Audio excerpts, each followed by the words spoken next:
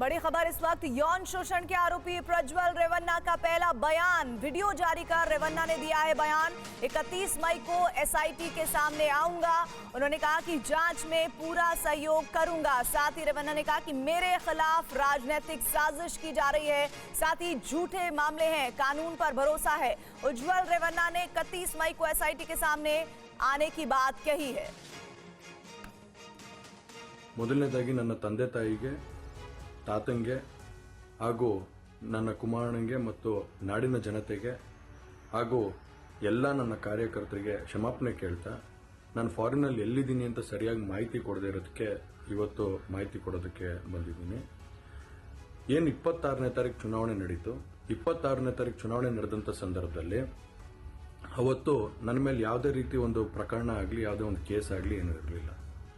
ಎಸ್ಐಟಿನೂ ಕೂಡ ರಚನೆ ಆಗಿರಲಿಲ್ಲ. ಈ 26ನೇ ತಾರೀಕು ನಾನು ಫಾರಿನ್ ಹೋಗೋದು ಕೂಡ ಇದು ಮುಂಚೆನೆ ಪ್ರೀ ಪ್ಲಾನ್ ಆಗಿತ್ತು. ಹಾಗಾಗಿ ನಾನು ಫಾರಿನ್ ಹೊರಟಾದ ಮೇಲೆ 3-4 ದಿನದ ನಂತರ ನಾನು ಯೂಟ್ಯೂಬ್ ನೋಡುವಂಥ ಸಂದರ್ಭದಲ್ಲಿ, ನ್ಯೂಸ್ ಚಾನೆಲ್ ನೋಡುವಂಥ ಸಂದರ್ಭದಲ್ಲಿ ನನಗೆ ಈ ಮಾಹಿತಿ ದೊರಕುವಂಥ ಕೆಲಸ ಆಯಿತು. ಮಾಹಿತಿ ದೊರಕಿದ ಮೇಲೆ ನಂತರ ಎಸ್ಐಟಿನೂ ಕೂಡ ಏನು ಒಂದು ನೋಟಿಸ್ ಕೊಡುವಂಥ ಕೆಲಸ ಮಾಡಿತು. ಆ ಎಸ್ಐಟಿ ನೋಟಿಸ್ಗೂ ಕೂಡ ನಾನು ಎಕ್ಸ್ ಖಾತೆ ಮುಖಾಂತರ ಮತ್ತು ನನ್ನ ಲಾಯರ್ ಮುಖಾಂತರ ನಾನು